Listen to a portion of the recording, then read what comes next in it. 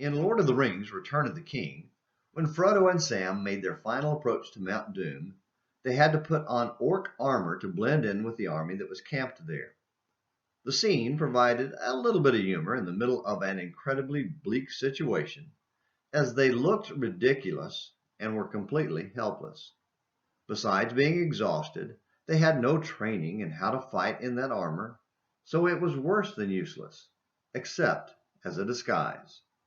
Their only weapon was the purity of their hearts as they fought the pull of the ring, and even that was being pushed to the breaking point. That scene comes to mind when reading about Saul's agreement to send David out to fight Goliath.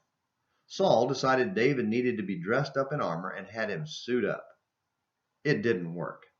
The text even has the humor of the scene with Frodo and Sam when it says, David girded his sword over his armor and tried to walk. 1 Samuel 17 verses 38 and 39. He couldn't, and had to admit that it wouldn't work. But in a gem of diplomacy, he took responsibility by saying he hadn't had time to test it, instead of saying it was a stupid idea like many of us would.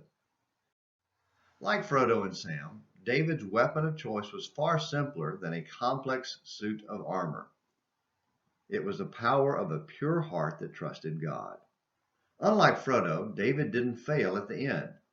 In the power of his trust in God, he walked out to face Goliath with a sling and 5 stones. Since they were mere extensions of his faith in God, all he needed to kill Goliath and glorify God was 1 stone.